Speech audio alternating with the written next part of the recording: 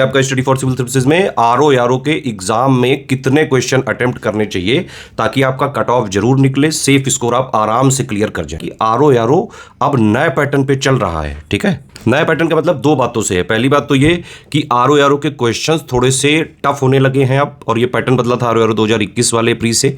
फिर उसके बाद आरओ 2023 का जो प्री हुआ, जो लीक हो गया था, हालांकि पेपर उसके बहुत बढ़िया बनाए, जो क्वेश्चन से बहुत अच्छे बने थे मतलब। और उसके बाद आपने देखा यूपीपीसीएस 2024 का प्रीलिम्स किस तरह से आया। और एक बात यह भी मानी जाती है कि आरओ का जो प्री होता है वो पीसीएस से रिलेटिवली कई बार टफ हो जाता है, ठीक है। तो पहला तो न्यू पैटर्न का आयाम ये है। दूसरा आयाम ये है कि अब आरओ का पेपर एक ही होगा, है ना। पहले क्या होता था, जीएस का हो जाता था, थोड़ा गैप मिलकर फिर हिंदी का हो जाता था। अब वो एक ही पेपर में 200 क्वेश्चन आएंगे, 200 नंबर का पेपर होगा, 3 घंटे का होगा, प्लस 1/3 उसमें निगेटिव मार्किंग है। निगेटिव मार्किंग बड़ी इंपॉर्टेंट है, जरूर आप ध्यान में रखें। ये नहीं कि कुछ आ रहा हो या ना आ रहा हो, बस लपेट दिए सारे 200 के 200 क्वेश्चन की। थल हमने पूरा कर दिया, थल में पूरा तो है, एक एक कोई तन कल के आ गया हूं, एक भी नहीं थोला है मैंने, ये ना करना बेटा, ठीक है। और वैसे यूपीपीएससी आयोग के जो पेपर एग्जाम वगैरह देते रहते हैं जो भी स्टूडेंट, वो सीरियस होते हैं, वो ये जानते हैं बात कि भाई पूरा का पूरा पेपर आपको अटेम्प्ट नहीं करना चाहिए, वो भी जब 1/3 निगेटिव मार्किंग, 1/3 में रिस्क ज़्यादा होता है, ठीक है। तो पहला तो ये नोट करो कि जो क्वेश्चन का आपको कुछ भी अता पता नहीं होगा, मतलब पहली बार आप सोचो कि एग्जाम में ही उस क्वेश्चन से रिलेटेड हर वर्ड, हर कीवर्ड, हर कॉन्सेप्ट, हर फैक्ट देख रहे हो, तो भैया ऐसे क्वेश्चन को बिल्कुल अलग रख देना, उसको छूने की कोशिश मत करना, अदरवाइज वहां से करंट लग सकता है। लेकिन एक सच ये भी है कि अगर आप बहुत ही ज़्यादा सेफ खेले कि नहीं भाई जो हमको पूरा आता है मतलब उसी को मैं अटेम्प्ट करूंगा, जिसमें जरा सा भी कंफ्यूजन होगा वो नहीं छूंगा, तो इसमें आप अल्टीमेटली रिस्क ही पे आ जाते हो। क्योंकि भाई यूपी पीएससी के जो पेपर्स होते हैं वो यूपी के स्टूडेंट तो देते ही हैं, यूपी की ही आबादी 24-25 करोड़ की है, उसके अलावा इन पूरे इंडिया से भी वो पार्टिसिपेट करते हैं स्टूडेंट। तो यूपी पीएससी के जो पेपर है वो ऑल इंडिया एग्जाम बेस्ड हैं। और आरओ के पिछले अगर रिजल्ट आप देखें, हमारे खुद के बैच से कई सारे, कुछ तमिलनाडु, आंध्र प्रदेश, है ना, साउथ वगैरह के स्टेट से भी लोगों ने निकाला हुआ है, ये सत्य बात है बिल्कुल, ठीक है। तो एक ऑल इंडिया बेस्ड एग्जाम में आपको थोड़ा सतर्क रहना चाहिए, ठीक। प्री के एग्जाम में आपको किसी भी कीमत पे कट ऑफ तो क्लियर करना ही करना है बेटा। अगर आप जब से नेगेटिव मार्किंग वगैरह इंट्रोड्यूस हुई है तब से कट ऑफ काफ़ी ड्रास्टिकली गिरा है, ठीक है। और जो है आपको टारगेट इस वाले पेपर में रखना पड़ेगा, एटलीस्ट 140 क्वेश्चन का टारगेट लेके ही चलना पड़ेगा, तब जाके कहीं कट ऑफ वगैरह आपका क्लियर होने की पॉसिबिलिटी बन सकती है, ठीक है। अब 140 का अगर आप टारगेट ले रहे हो, और देखिए एक बात को जरूर ध्यान रखिएगा कि क्वेश्चंस एग्जैक्टली कितने करने हैं वो आपको एग्जाम हॉल में पेपर देख के ही डिसाइड करना है। अगर रिलेटिवली थोड़ा सा इजी आ जाता है तो सारे स्टूडेंट थोड़ा ज़्यादा ही अटेम्प्ट करके आएंगे। और अगर लगे कि भाई नहीं, आपने जो है अगर स्टडी फॉर सिविल सर्विसेज की पेड क्विज और टेस्ट सीरीज लगाई है तो आप पूरी तरह से तैयार हो भाई हर तरह के क्वेश्चन करने के लिए, चाहे जैसा आयोग पूछ ले, easy, moderate, tough, analytical, conceptual, factual, lengthy. फिर तो आपको बस यही लगेगा कि आप सिर्फ एससीएस की टेस्ट सीरीज या पेड क्विज के क्वेश्चन लगा रहे हो। तो थोड़ा सेफ भी खेलना है लेकिन कट ऑफ भी क्लियर करना है। कंपटीशन मैंने बताया आपको टफ है, इसलिए यहां पे फाइट बड़ी ज्यादा होती है, बड़ी जबरदस्त होती है फाइट, ठीक। तो आप हिंदी वाले पेपर में तो 60 में एटलीस्ट आपको 55 प्लस लाने ही पड़ेंगे बेटा, क्योंकि हिंदी वाले पेपर में ही नंबर घसीटे जा सकते हैं। जीएस में तो आयोग बिल्कुल ही अनप्रेडिक्टेबल है। हालांकि अगर आपने एससीएस का पूरा selection material, paid quiz, test series वगैरह लगाई है तो आप आराम से कट ऑफ क्लियर कर पाने की स्थिति में रहोगे किसी भी कीमत पे। लेकिन अगर आपने डेडिकेटली ये चीज़ें करी हैं तो हिंदी वाले पेपर में ध्यान रखें कि ऑलमोस्ट पूरे के पूरे आपको क्वेश्चंस अटेम्प्ट करने की कोशिश करनी चाहिए। और हिंदी में किए भी जा सकते हैं। हिंदी में जो हमने पापा वीडियो दिया है था, मतलब आपने अगर वो देखा है तो आप आराम से सारे के सारे क्वेश्चन टैकल कर सकते हो। पहले भी कई सारे स्टूडेंट 60 में 60 ला चुके हैं उस वीडियोस को देख के, जो हम पापा वीडियो देते हैं, ठीक है। लेकिन हिंदी में भी मान लीजिए एक आध क्वेश्चन में बिल्कुल ही ऐसा लगे कि नहीं भाई ये बिल्कुल ही जो है अनप्रेडिक्टेबल जो है वर्ड पूछ लिया आयोग ने, तो आप उसको स्किप करिएगा। टारगेट रखें 55 प्लस लाने का टारगेट है, तो एक आध क्वेश्चन अगर बहुत ही ज़्यादा बिल्कुल अनप्रेडिक्टेबल हो तो उसको स्किप किया जा सकता है। लेकिन जीएस के पेपर में मेन गेम है 140 क्वेश्चन, 140 नंबर, है ना। तो आप उसमें क्या करें, जीएस वाले में कोशिश करें कि एटलीस्ट 90-95 के आसपास आपके सही होने चाहिए। इसके लिए टारगेट मेरे हिसाब से 100 से लेके 110-15 तक जो है आप रख सकते हैं कि इतने क्वेश्चन आप अटेम्प्ट जरूर करें।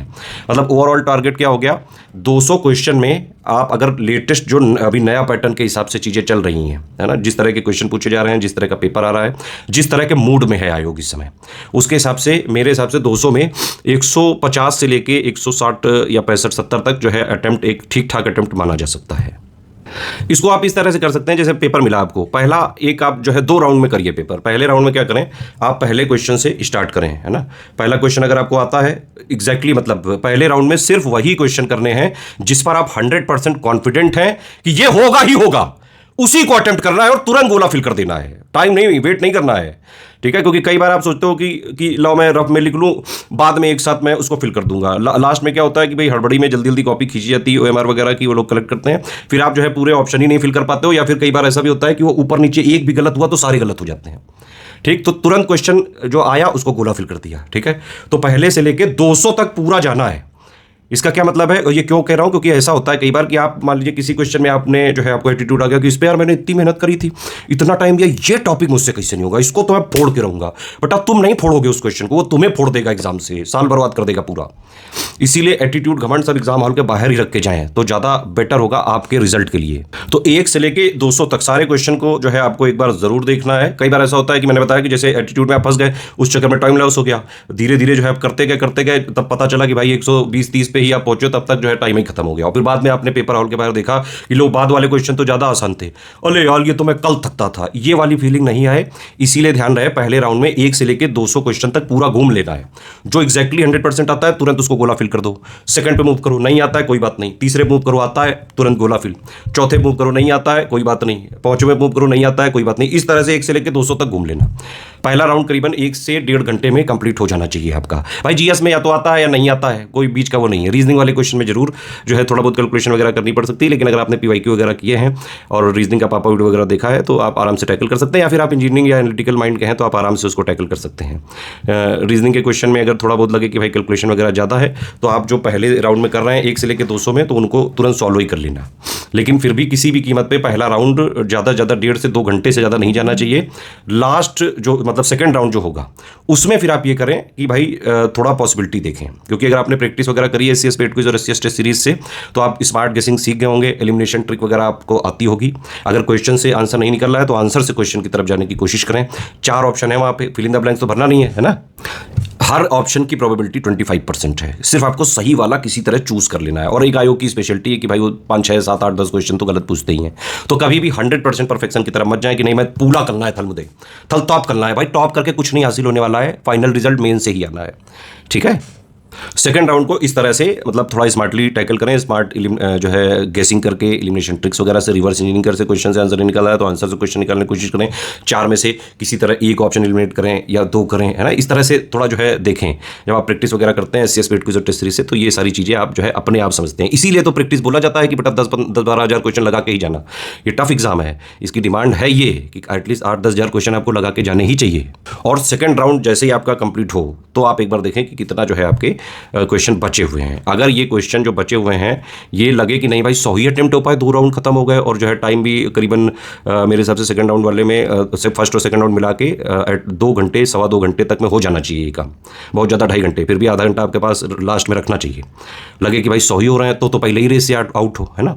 क्योंकि 120-25 तक तो जो है आपको नेट में लाने ही पड़ेंगे कट ऑफ वगैरह के लिए, क्योंकि 2-4-5 क्वेश्चन में होता है आयोग झोली में डाल लेता है। टारगेट आप 140 पे ही करें कि 140 मुझे आने हैं, लाने हैं मुझे 140, तब जाके आपका कट ऑफ वगैरह क्लियर कर पाने की स्थिति में रहोगे। तो मैंने बताया जैसे कि मान लो दोनों राउंड के बाद भी अगर 100 ही क्वेश्चन या 110 ही जो है लग रहा है कि भाई अटेम्प्ट हो पा रहे हैं, उसमें कुछ गलत भी हो जाएंगे, तो थोड़ा रिस्क लेना है ना। अगर आपने मेहनत करी है आप आराम से गेस वगैरह कर लोगे, एलिमिनेशन कर लोगे। कोशिश करना तुक्का वगैरह मारने की। तुक्का में ये नहीं कि हमेशा सी ही मारना है, ऐसा नहीं होता है। मैंने बाकायदा इसके आंसर की से मैच करके देखा है। कुछ जो है बड़े बड़े टीचर ये सब फालतू की थ्योरीज फैलाते हैं, कोई इसमें सत्य नहीं है। ठीक है, आपको गेस वर्क करना पड़ेगा किस क्वेश्चन का क्या निकल रहा है। ऐसा कोई वो नहीं होता है कि भाई 200 क्वेश्चन में एक पैटर्न हमको पता चल गया कि हाँ भाई ए वाला सबसे ज़्यादा आ रहा है, बी वाला सबसे ज़्यादा। वो एक तरह से आप रिस्क ही है वो, है ना। तो बेटर है यही है कि आप उसको कैस कर लेना। भाई आपने पढ़ाई वगैरह की है, हर क्वेश्चन को देखिए कि अच्छा इसमें अपनी गट फीलिंग के आधार पर उसको मार्क करें। किसी भी केस में अटेम्प्ट जो है नंबर ऑफ अटेम्प्ट 150, 150, 160 से कम नहीं होना चाहिए, क्योंकि कंपटीशन भी है, प्री तो निकालना ही है। और एक बात और, लास्ट के 1 आध दिन जो बचे हुए हैं लास्ट एग्जाम डे से पहले पढ़ाई वगैरह ना कोशिश करें करने की। आप ये समझ लें कि जब भी पेपर का डे है उससे 1 दिन पहले रात में 8 बजे पढ़ाई बंद करके आराम से जो है सो जाओ, 8 घंटे की नींद लेके जाओ, फ्रेश जो है आप जाने चाहिए ताकि पूरी इफिशिएंसी यूज़ करें। ठीक है, बाकी हमने आपको बहुत ज़्यादा जो है लास्ट में सपोर्ट दिया, मैं इवन बीमार तक हो गया। अब हमारी तरफ से आपको बहुत बहुत शुभकामनाएं। कुछ और अगर कोई एकदम से अर्जेंट वीडियो बनाना हो तुरंत आप कमेंट करें इस पर। चलो कट ऑफ वगैरह सारा जो है इस तरह से कर लोगे, सेफ स्कोर वगैरह इस तरह से कर लोगे, नंबर ऑफ अटेम्प्ट पता चल गया, चलो जाओ खेलो अपना खेल।